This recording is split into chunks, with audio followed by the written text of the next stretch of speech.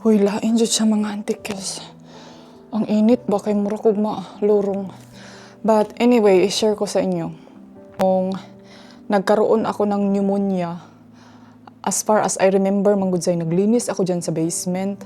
And then sabi nung resulta sa hospital ba, meron daw akong nalanghap na fungus. Kaya nga no, ang nangyari nun mga antikils is nag-away manggud mi ato ni mister. Ang ginawa ko, naglinis ako ng Todamax. Diba? Ako na gyud pabida man. Feeling strong, independent woman, empower woman. Pero walang nangyari. Almost mga 3 months due today.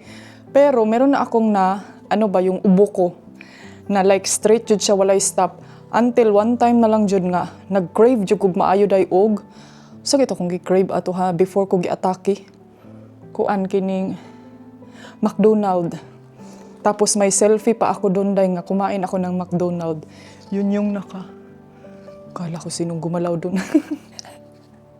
Yun yung last na naalala ko talaga mga antikils na nag-crave jud ko ngayon na day. Grabe jud yung crave ko na McDonald day niya. Ulan pa naman yun tapos malamig. And then sabi ko talaga ni Mr. na gusto jud na ako mukaon og McDonald. Moto, pagkain ko ng McDonald day, sobrang anghang jud sa kaayo ang McDonald nga fried chicken. And then pag uwi ko sa bahay, pagkagabi parang na-feel ko na nahihirapan akong huminga ba. And then pagkakadlaw na yun mga antikils, yun na, boom. Parang feel ko, ang bahay namin mga antikils is tumuyok na siya. Tapos pagpunta ko sa CR, yun na mga antikils, kadlawon pa dyan siya. Early morning siya nangyari, mga 2 o'clock, 3 o'clock.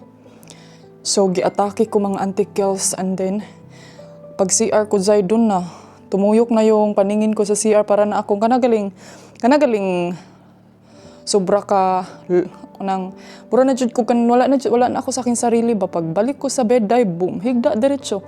Tapos nag-ano na ako nag-turn to blue. Sana kanang nilagom na ba kung sa Bisaya pa. And then ang last na sinabi ko kay Mr. is, my love, call 911. Ana ra jud ko sa dito na jud ko sa for all my life no, di man jud ko nagakuano in case kanagay makafeel lang kog something ganyan, di jud ko magkuan day kay nagino ko di ba lalim nang mag-call ka diri mga kuano kay layo ba ni diri. So pag ingon na jud nako sa sabi ko na talaga sa kanya na, my love, I cannot breathe, call 911. Moto, tumawag siya agad mga antikils. Tapos ang hospital, ang daming tanong day kasi first time ko kasing na-admit yun. Na-storytelling na tayo nun. Na-storytelling na tayo ngayon. First time ko kasi yung na-admit ba, so wala pa akong record sa hospital. Ala, name, residency card, na may safe card ba ako, ganito, mga healthcare and everything. So, kasi yung tinawagan namin ng hospital day is, siya, kumbaga, government hospital ba? Dili siya yung hospital na private na pang-emergency. Dapat sana, dun kami sa emergency. Kay para, dun ako sapak sa emergency. Hindi man day. Doon man kami tumawag sa public hospital. Di syempre, nalilito na kami day kung ano na yung kay. Basta, very long story. Gusto niyo bang i-share ko ang story ng pag-start talaga ng aking pag-atake mga antikils? Mayroon akong mga story about sa akong mga healthcare before, pero hindi siya as in totally detail mga pakuan lang ba, touch up lang. Pero I'm very thankful jud no sa kanilang dito kay. Meron kasing malapit sa amin na para siyang clinic diba, pero may emergency din. 2 ambulansya mga antikils pumunta dito sa bahay, mga almost 15 to 30 minutes lang yun siya, medyo dugay-dugay and then wala na mga antikils. Pero ang una nilang dinala dito mga antikils is yung oxygen. Oxygen yung dinala nila tapos after in a few minutes, pumunta yung doktor dito sa bahay and then nag-decide na ang doktor nga dili nila makaya kay gikuan naman ko dahil kanang gi-oxygenan na jud gani ko. Grabe kay antikils. So ang gidesisyon na nila, napod sila gi-injection sa ako nga murag pang pa kuan ato sa blood or sa bayo ba yun day. Basta yung naalala ko na lang talaga no, ang last message nako ni Mr. is, I love you, mura jud to. Wala na, knock out na jud ko mga antikils and then nag-wait na lang ko.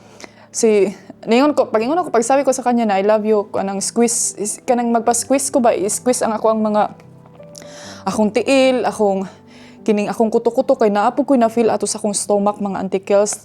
Tapos gusto na ko i-squeeze niya ang akong mga yung mga paa ko nga kay Kasi nagkuan naman gud siya mga antikels, kumbaga kanang nagnam na siya ba, murag ning stiff na jud gani siya, ning gahi ni jud siya. Squeeze all my body kanang ipa-squeeze gani while wala pa ang kanang doktor or ang emergency. And then habang nakausap yun ni Mr. yung sa emergency day, ang sinabi nila na i-keep her kanang kuan lagi daw, kanang keep her awake, dili lagi daw papiyungon, wag keep her awake, wag siyang dili papiyungon, tapos squeeze lang ang iyang mga body, iyang pulse para dili lagi daw ma-shutdown. Kuyawan sa angkol. Pero si Mr. Day wala dyan ako kanang nagpanik, nakita dyan ako siya nang nagpanik pero wala niya gipakita sa ako. Then sabi ng doktor na kanang kailangan ka namin dalhin sa ospital kay dili enough ang supply nga oxygen diri sa balay. So gidala ko nila mga antikels doon, gi-admit ko nila ICU diretso. Yun kaya dami ng mga aparatos, and then gusto nila mga antikels na kanang gamitan ako ng oxygen na kanang isulod jud gani direct sa akong lungs. And then dili man ko mga antikels kay musamot, ayaw ko man kay musamot man ko di ka ginhawa. Dok, ayaw na lang na kanang okay raman sa ako kay ang ako lagi oxygen dili siya normal ba, dili siya kanang kuan di hantod na sila grabe blood test halos kada adlaw, blood test mga antikels, kuhag dugo halos sa isa ka adlaw, katulo, kaduha. And then na-discover nila nga na ako pneumonia. Doon nila na-discovered nocardia ata yun, nocardia virus. So yun, kaya nagtagal ako sa hospital almost months yun mga antikels. To be continue, kay gihangak na ko. So muna siyang nagalikay jud ko og sulod sa kanang basement kay naga-avoid jud ko na pumapasok dyan sa basement kay naman ko na may mga chemical kasi dyan si Mr. na mga, alam niyo yun sa flowers, sa soil mga antikels. Delikado kasi din yan mga zay. Delikado yan lalo na pag may mga sakit sa lungs, mga ubuhon, mga kanang sensitive na kaayo ba sa mga abog. Yan mga antikels. Kaya pag once papasok kasi ako dyan, yung amoy dyan ba, mura siya kanang, basta lahi na jud siya day. And then, yun, pinagbawalan ako na ma-expose sa mga kanang humid nga mga lugar, mga abog nga kuan. Alam niyo yung feelings mga antikels. Siguro no, pag wala pa siguro ko diri sa kuan mga antikels, murag na dido na taan day. Pero thankful lang jud ko day nga ila po jud kong gi-help out kay wala pa jud ko ato eh. And then basta ito be continue, aray kasakit. To be continue sa atang mga antikels, later na tayo magmarites ha. I shall return. So ayan, magmamon lang siguro ako mga antikels. Mag-me time sa ako sa aking sarili dito. Yan yung view natin. At yan yung swimming pool. And then, yan yung baby Felix natin. Bebe? Are you still okay? Ha? Bebe Felix? Dito tayo. Wala naman tayo flower. Uy. Ayan. Meron ba tayong neighborhood dyan? Hi, Felix! Good morning! Good morning, baby! How are you, Felix? At meron tayong mimoon. Maliit na mamon. Kasi maliit yung atin eh. Charing. O yun lang yung balita ako sa inyo mga antikels. Hindi ko na kayo i-overwork, over news sa mga balita natin ngayon. Kasi alam ko na fresher din kayo dyan sa ating mga pangyayari dyan sa Pilipinas. Mamaya siguro maglinis-linis ako dito or depende kung okay pa ba ang weather. And yeah, everything is okay pa naman sa garden. Nag-cut lang ako ng mga konti. But hopefully na pag makabalik na dito si Mr., mag-take care na tayo sa ating garden din. So yan na yung coffee ko. Tapos ang mamon ko mga antikels, hindi ko pa nakain. Hopefully na maintindihan nyo din ako na nandito lang tayo sa ating Paya Mansion for now. And kahit nandito lang tayo, magtanga pa rin tayo, day. 'Di ba? Ay, nako. Nanood lang din ako ng mga movie, day. Pero hindi ako nanonood ng mga horror movie kay mahadlok, matakot. Parang naanuhan ako ng takot. May napanood ako ng movie yung sa Thai movie ba? Iskot, ay murag nahadlok man hinuon ko kagabi. Alam niyo ba yung bumalik ako doon sa kwarto, doon ako natulog kay murag paminaw na ako parang may mali. Ano? Dahil yung utak na mali. Yung utak mo hindi ani na kay mali. Baka may tao pa diyan ba sa isang kuan. Nanood ako nung sa mga horror na Thai movie ba.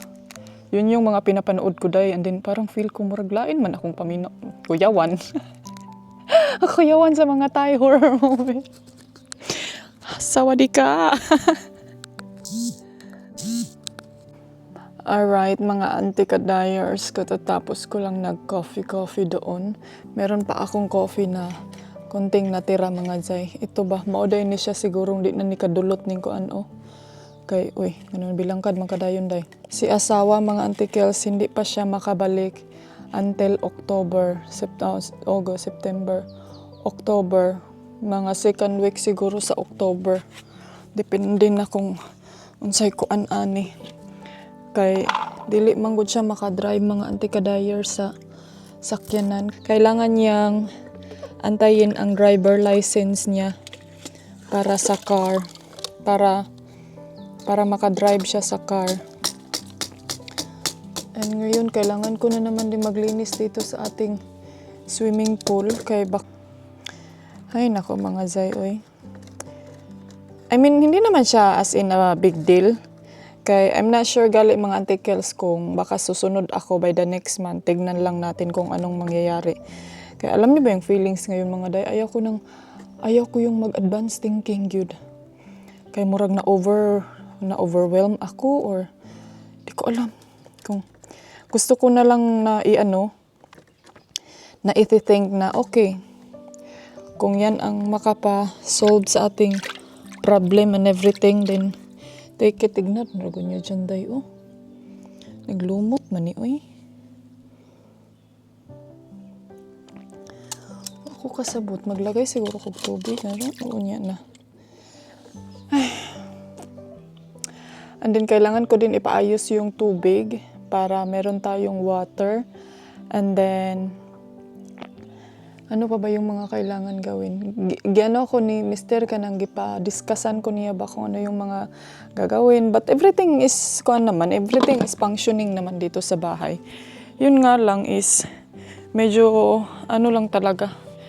Medyo, kanang nahihirapan ako dahil na, kanang, may mga bagay ba na hindi natin kayang gawin, lalo na mga babae. Pero pwede naman good tayo mag-hire good, no? Pwede naman ako mag-hire ng gagawa niyan. Hey darling, can I tell you what's been on my mind? Sick and tired.